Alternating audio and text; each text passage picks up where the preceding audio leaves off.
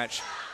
I think everyone's looking forward to a potential 40-minute match between Hardest Foam and Z Warriors to see how that pans out. We don't know if that's what's going to happen in playoffs, but it would be a fantastic match to watch once again. Yeah, we are actually getting close to the point where like every match could shift the standings around. That's right. We can tell you a little bit about the standings going into the previous round, because I don't think we're quite up to date on the info I have, but we're close. Kickass on top of the women's standings. They are 9 wins, no losses, no ties, clean record so far. And yeah, as mentioned, Aftershock, unfortunately the exact opposite, but I'm sure much richer in experience now than they were when they started. It's the two ends meeting, and you know, usually when that happens, it's like dark matter, antimatter. You know, it'll explode. It'll be a fantastic match to watch on camera. Now I've got Alyssa Wright rushing for the 2 balls. It looks like they've got it in the defensive position for the first opening rush. Yeah, both teams with that more defensive position, but Kickass goes on the offensive with 2 throws. That's right. Baird takes the throwback. A little bit of a deception from Kickass there. Putting the 2 balls there sometimes does indicate that they're going to be defensive, but it certainly is possible to take 2 balls and pass one of them back. It keeps the other team guessing a bit more. And there we see Croft, who had the only ball for Kickass, forced to play defense a little higher up to try and draw fire away from her team. Sarah Crick pushing up on the corner. Jacqueline taking a hit there. Now Christina Jacqueline unfortunately forgot her jerseys in Halifax when she was visiting her father. Ended up wearing a Sarah Crook jersey for the weekend. I was going to say, her color scheme seems a little different.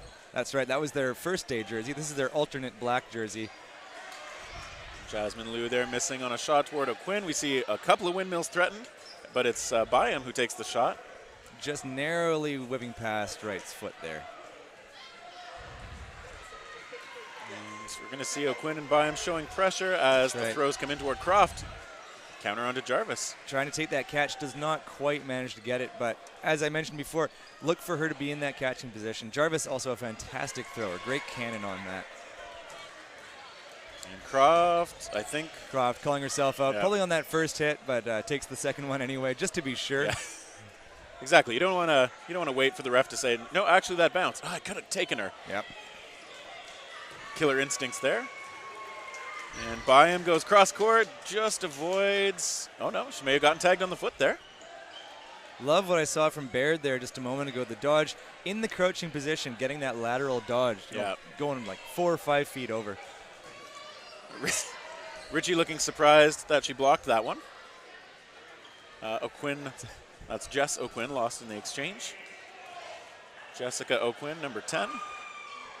For Kickass, and has represented Canada, I believe, 3 times now. And we see those shots kind of missing the mark. Nothing got her. So this is the actual crook, is that correct?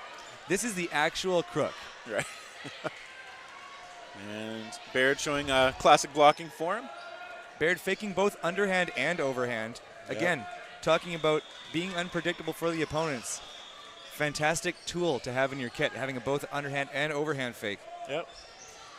And here we see for Kickass, Rowe absorbs a bit of pressure, jumps. Goes up very high. Yep. She's got good ups. Shauna Rowe also notorious for, like, once she lands, if she lands, oh, there's a hit onto Crook. Crook takes that hit. Richie, just making sure. Yeah, it's true. Sometimes you need to. Yeah, Rowe not only has a good vertical, but like if she lands on the ground, she will turn around to face you like scooching back on her butt, and has made so many catches that way too. It's frustrating. That's right, that ground-based catching position, how you roll back to the edge of the court. You see a lot of folks doing it. Matthew Garcia-Silvera is another good example of someone who does that. Puts you in a bit more of a better catching position. There's just more of your body surface that the ball can take and get absorbed in. Yeah, it gives you a chance at least to make that kind of play. And here we go off the rush again. We see throws from one of the O'Quinns, the one from the far side. Looks like Lee managed to block that into the ground there. Yeah. Passes the ball off to Crook to take corner position. So that pressure from Kickass coming out of the corners, trying to make sure that throw out of Aftershock isn't the strongest throw. Megan McCaffrey lets one off, just grazes the ground right in front of the Kickass team. See that shot into the middle. Connecting on Lee.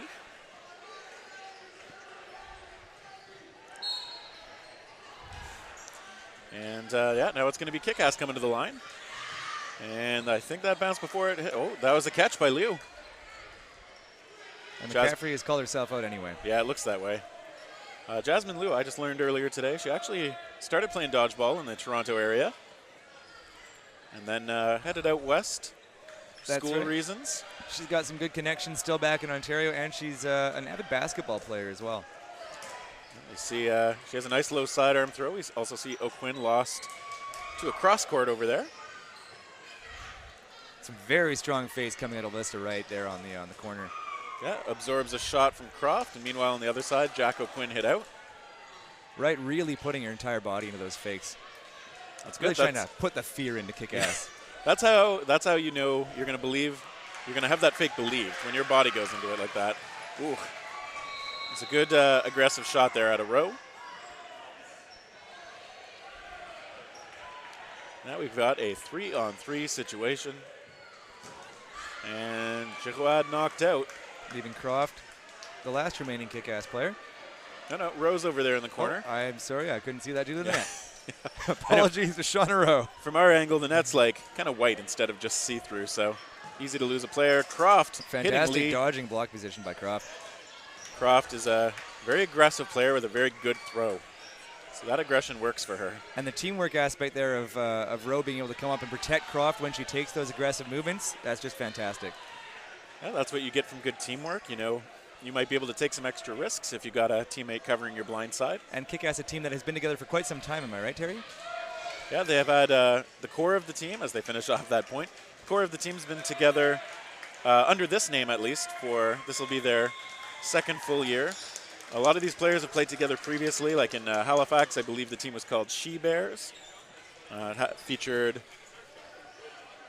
I think, the O'Quinns and Byam and Richie and Jihuad, plus a few other people who aren't here anymore. But, you know, quite a few of these players have played together for a long, long time. That's right, and I do seem to recall She Bears also in medal placement back in 2016 in Toronto as well. Yep, they were the class of the ladies dodgeball division then as well. So a lot of excellence on this team. Aftershock hanging with them pretty well so far. Beyond making a call. McCaffrey. I couldn't quite see what happened to McCaffrey there. I think she just had a block. I thought she made a catch, but it was just a block. She had a ball in her hand. Yeah, it sounded like it could have been a catch, but doesn't look that way. So all the Kickass players are on the court. Lou getting high over that ball. And there we see McCaffrey getting knocked out. Taking a hit. Now let's all keep in mind, this is Jacqueline on the on the left-hand side, not Crook. Yeah. The way you can tell them apart, Jacqueline's got a fantastic underarm developed from years of softball playing. Look for a little bit of a curve on it, but really the main thing with Jacqueline's throw is that velocity. Very powerful. You see her let one off right there. Yeah, that was good, good speed, good placement, just a little off the mark to the side. We see Kickass coming up. That hit gets through the block of Lou. Kickass has some powerful throws. Mora with the cross-court threat by him. Hits out on the knee as she drops down low. Tran manages to get that one just past the blocking ball. Yeah, showing good placement of her own. Barry recovering that ball from the center line. I'm sorry, not Barry. It is no longer Baird. Barry. My apologies to Baird. Yeah, it's close. And then we saw as well, Mora very quick to take the counter after Tran let it go. And Tran, good defense there. But she is 1-on-4. It's going to be tough. And she avoids that shot. That Mora one missing. Just between the ball and the leg there. That one bounces just before it finds Mora.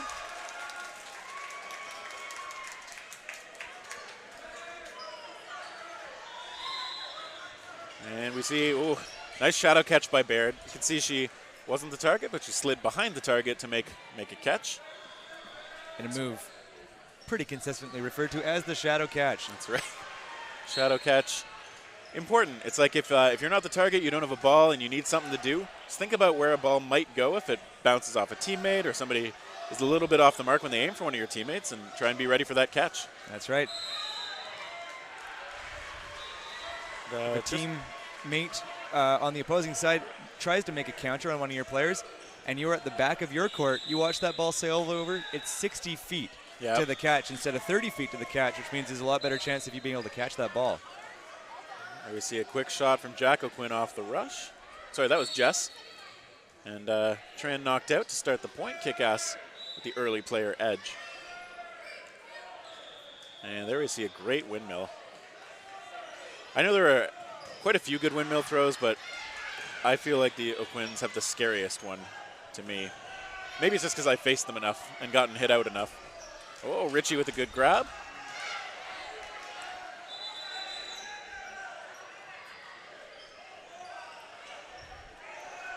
Looks like Rowe is calling the play. It seems that way. And we see one of those windmills from right. They're hitting right off Croft's hand. Kenley Croft. And I believe that is the sudden death call. So we are moving to sudden death, no blocking allowed. Players start with 3 balls on the back of the court. Every athlete that was currently in during that previous set remains in. Yeah, so catches still do count as well. Yes. And on the downside, Aftershock only has 3 players to take advantage of those 3 balls. So see if they can bring it back now that blocking won't be a factor. Ooh. An amazing catch by Jen Ritchie, straight down the line. Ritchie knows how to look for those and collapse on them. So doing a great job. Baird not doing the same on her side. But Byam trying to avenge. But Crook stays out of the way. And yeah, it's still 2 on 5. Kickass now at the line, all of them with a ball. Oh, I see a good grab from Crook. Crook makes that catch on number 11, Shauna Rowe. Yeah, Crook then reflexively, I think, blocked and then realized her mistake. Yeah. She knows what she did. But Tran is back. Tran is down. That's right. Winning Tran, also originally from the Ontario area, has a few friends out here as well. I was unaware. Looks like the referees are trying to decide whether or not Tran was hit or whether she released the ball into the air before the actual hit came, which would mean that it was a dead object that collided with a ball in the air. Yeah, if you want to be a little bit cheeky, you can try, if you're holding a ball in sudden death, you can try like popping it forward into an incoming ball. But that is always a risk because if the refs do not clearly see that it's left your control as some kind of throwing motion, then you can still be called out. So that's right. It's one of those things where looks like the rest reconvening a second time. Yeah. They're talking it out. Looks like Kickass has basically told Winnie Tran that you're good to go. They've given her the thumbs up. They're ready to keep playing. Yep. Good sportsmanship from Kickass there. I mean, Kickass they want to earn it. They want to be the best team because they got the outs.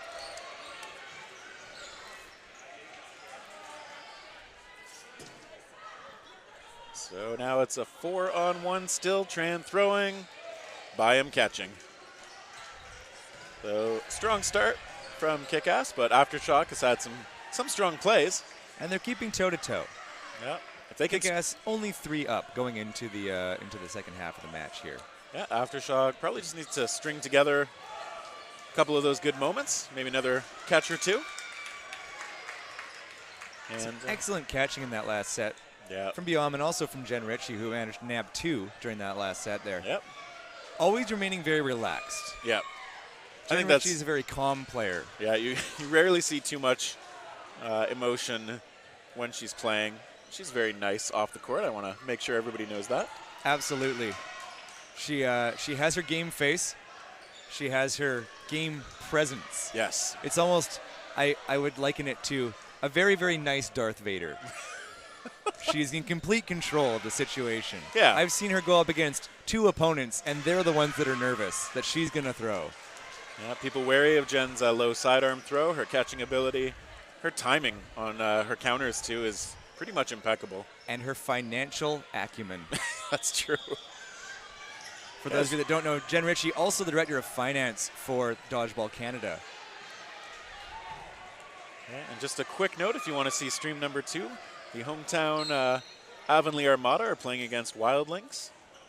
So that is also available, just without our soothing voices. Well, Bob Ross, you right to sleep. Yeah, that's right. I'm painting too. You can't see it, but. And in that exchange, I don't think anybody got hit out. Kickass still with 6. See some enthusiastic corner play. Ooh, nice outside body cross-court shot. Good dodging by Rowe there. Yep. Watched where that ball was coming in and changed her body positioning based on the direction of the ball. Yeah, when you know where the throw is coming from, you can adjust accordingly. Ooh. That's right. And she waited just long enough. She didn't decide where she was going to go before the ball was thrown, giving the other opposing players no time to change where they were going to throw. Yeah. She watched the ball coming in, was able to track its trajectory, and change her body positioning accordingly. It's one of those interesting things where, like, if you are going to do a reactive dodge, you don't necessarily get to have the benefit of seeing what kind of trajectory the ball is going to take, but sometimes you can tell a lot just from, ooh, there's an unfortunate double. But you can sometimes tell a lot from the way some players wind up. You can say, like, oh, that one looks like it's coming in high, or they're going to actually go across their body. So I don't need to worry as much about this one. That's right, and if you pay close attention to their hand positioning, sometimes you can read what kind of ball they're going to throw. Are they going to throw a curve, a slider, that kind of thing? Oh, a disarm on right after she hit Mora out. And Tran again. She's a survivor out there. That's right. And she manages to take Gerard. That is a good hit. Still 3 players to take out, though. And you can see her go for O'Quinn. O'Quinn gets hit. Rowe missed. Rowe, not the target this time. It's Croft who goes low and then fires. And Tran going low under both of those balls as well. The Kickass players had a chance to just adjust their aim and hit her, but she flattened out pretty well. Tran had put herself in a position where there weren't many directions for her to go. Rowe clears that ball. Tran admitting that block did not work quite right. The ball must have grazed her finger there. She calls herself out. Good honesty from Winnie Tran. And what I always like about those moments is the, like, I got hit. Don't hit me again. Don't hit me again. It doesn't hurt, but you don't really want to take those extra shots if you don't need to. You don't want to be kicked when you're down, Terry. That's true. It's more of a morale thing, really. Yeah, just a quick update from court number 2. It is 3-3 between Armada and Wildlings. It's been a long match on that side of the court there. Yeah, I have no context for how that game's going. I can just see that the score is pretty close, and there's some enthusiastic fans from both provinces here. And off to the races. Baird, I think, catching the foot, yeah. Right, calling herself out on that one. Yeah, as usual, we see a lot of good honesty on both sides here. Viam and Wright making it to the line almost at the same time off that opening rush, but Kickass able to take a bit more advantage with the pass back. On the other side, unfortunately, no offensive measures to match up there. Crook trying to make that catch, doesn't quite be able to catch it. Jack O'Quinn puts it in with enough velocity to make that catch tough. But there are 4 balls on the side of Aftershock. Moore wants to threaten that huddle, and she gets good ups on that. Lou gets hit out. Oof. Elbow tag on Christina Jacqueline there. Again, not Sarah Crook. Yeah. Christina Jacqueline would be wearing number 25, it looks like from my notes, but she's going to have to get those jerseys next time. Christina is 25 in all of our hearts.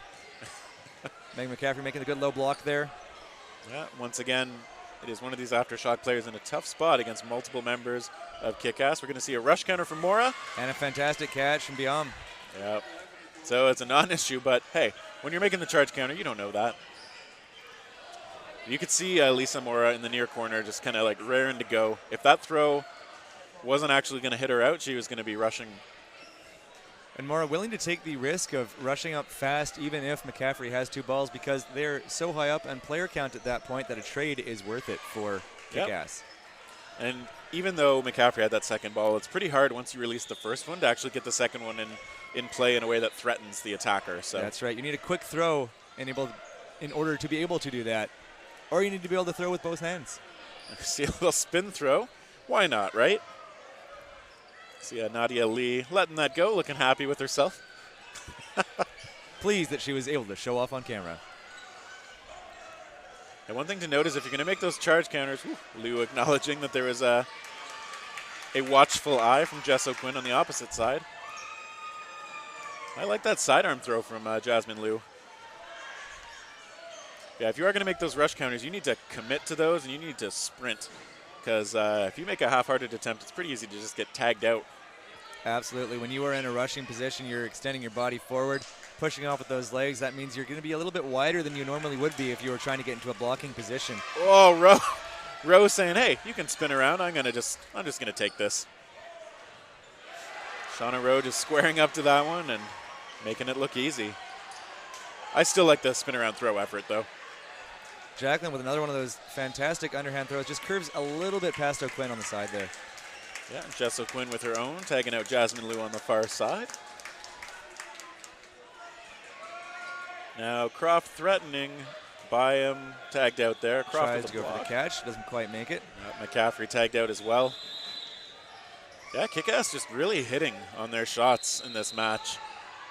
When they're accurate, they are scary. You see Jess O'Quinn protecting her team as train comes up. For those watching in the feed, women's courts 25 feet on either side, unlike the men's courts, which are an additional 5 feet for 30 feet on either side of the court. So the women's matches are played on a 50-foot long court in total with a center line directly in the middle. That's Tran, I think, tagged out on the head there. Catch by O'Quinn.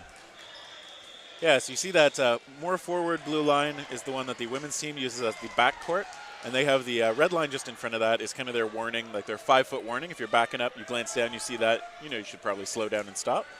Looks like Nadia Lee is the last one left going into sudden death. Again, no blocking. Yeah, she's going to try and get something on the board against the entire Kickass team. She looks up to the challenge. Still alive. That's 3 throws evaded. Nadia Lee will have all the balls to try and make all the difference. A lot of ammunition. She's like, hey, give me that. She's got 5 throws to hit 5 people. Here we go. Just missing Rowe. Barely missing there. Lee is enjoying her chance. Charge counter from Croft. Baird takes that catch, and Croft gets the hit in there, just for good measure. Final score, Kickass versus Aftershock, is going to be 7 for Kickass, 0 for Aftershock. Excellent play from both sides. Yep, a lot of respect being shown. Even though this was first versus last, the players still respect each other, having a good time out there. That's right. Now, Terry, there's going to be a bit of a switch over here. There is a break coming up right now. Yep. Playoffs are going to start after the break, and please stick around on the live stream. There will be highlights being shown until playoffs start, as well as some interesting other videos that might pop up from certain interviewers that have been interviewing players. Yeah, we're going to, certain interviewers, yep. We're going to figure out what the standings are. We're going to come back here with it'll be the men's 5 versus 12 match and the 8v9 match after that. So stick around. The best is probably yet to come. But signing off for now, I'm Terry Thrasher. And I'm Ian Kopp. And we'll be back later.